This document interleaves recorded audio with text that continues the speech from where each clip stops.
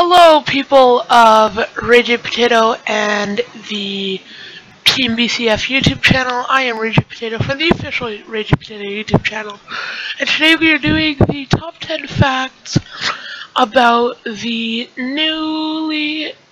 I believe it's the newest vessel in the fleet, the Salish Orca. So coming in at number 10 is the fact that the maiden voyage was actually delayed from the beginning of March, because I was actually going to go on this boat for spring break, but the vessel, they couldn't get it ready in time. Therefore, it was delayed 2.5 months until May 27th, 2017, the beautiful day that this beautiful vessel came into service, which I will get into a little bit more of that in a few moments, but yeah. So moving into number 9, it's actually interchangeable with the 3 other Salish vessels, the Salish Raven, the Salish Eagle, and of course the Salish Orca, which we are reviewing right now. But, and currently I believe the Salish Raven is covering for the Salish Orca in Powell River and Comox. So yeah, it's completely interchangeable with the other ferries, so that the capacity doesn't change or anything, and they're faster too, so yeah. So coming in at number 8, the Salish Orca is built in, I'm sorry for all the Polish viewers if I butcher the name, it's Gdansk, Poland. In Remontowa shipyards. They're good with all the LNG stuff. And if you actually take a look at the vessel, it looks very European, because usually BC ferries don't have that visor in the front like the Salish ferries do. Which I think is kind of a neat touch. They also added some other stuff, which was pretty interesting, because, yeah. So coming in at number 7, like I mentioned before, the LNG is very important. So if you notice up on the smokestack, there's just a thing that almost looks like a horn, but isn't a horn, or not a horn, but a funnel, but isn't a funnel. It's actually just a fake thing that just has the BC Ferries logo, and even the exhaust pipes up here don't emit that much gas, because the LNG burns and then vaporizes inside the ship, I believe. And yeah, I think I read somewhere it's like the equivalent of taking 1,150 cars off the road for a year if you ran this ship for a year, which I think is pretty cool, because yeah. So coming in at number 6, it's the fact that she has a, it doesn't show in this picture, but it's, because it's on the outside, but there is actually what they call a garage deck in the bottom, so I like to refer to it as the dungeon, because it's kind of funny. But, yeah, so what happens is they open up the hatches on on whatever side that they want to load cars on. Then they go down, and then they go up, and then more cars go up, and then more cars go under, because you can see it with the portholes, um, which is the windows for the bottom deck, which is pretty unique. I've never seen that before on a BC ferry or a European ferry or anything like that, which is pretty cool.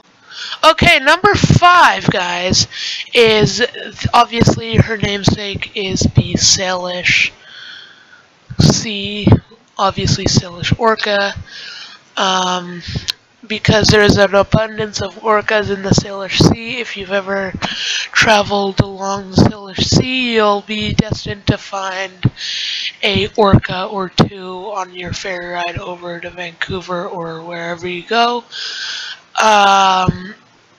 So yeah, that's why it's named the Salish Orca, and that's why it has that art, but I'll get into that later. So yeah, pretty nice. Okay guys, number 4 is that, hold on, let me just look up the,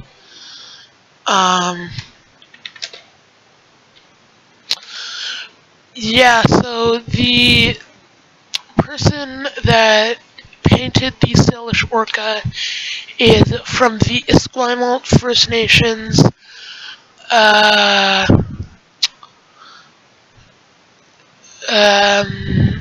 Darlene Gate.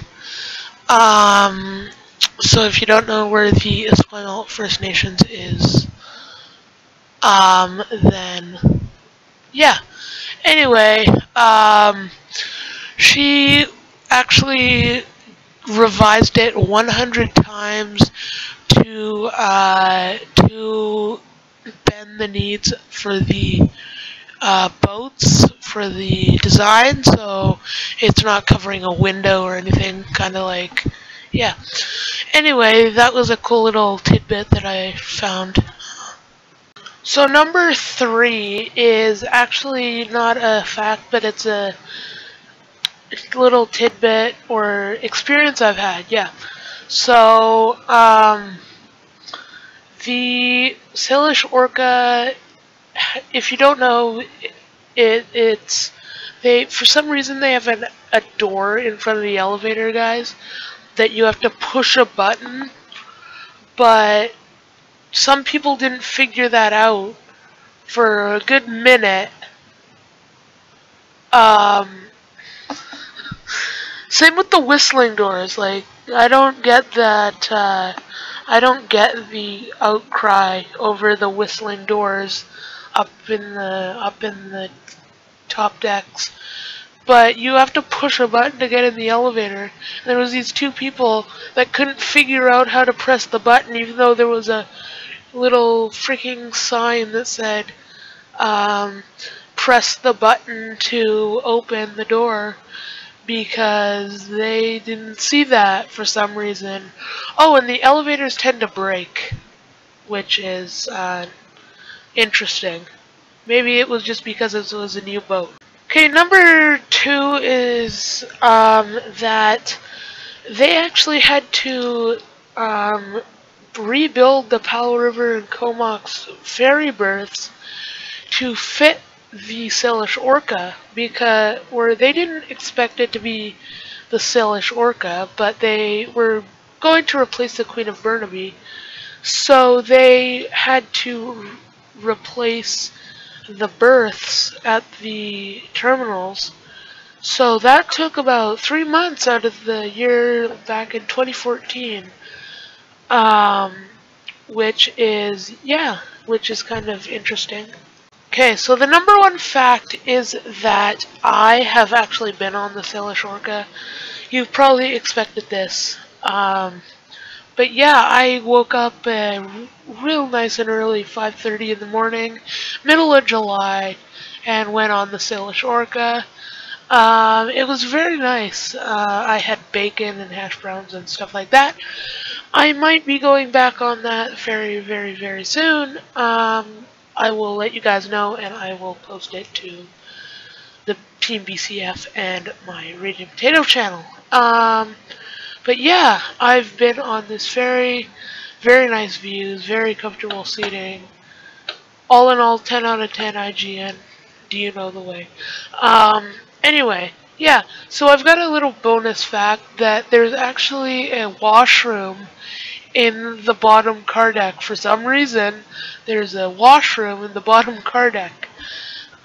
Anyway, guys, I will see you guys in the next video. Thanks for watching. If you're watching this on my YouTube channel, the Raging Potato channel, then go subscribe to Team BCF. If you're watching this on Team BCF, go watch or go subscribe to the Raging Potato channel and go subscribe to James Eco if you haven't already. But yeah, I will see you guys in the next video. Thanks for watching. Peace.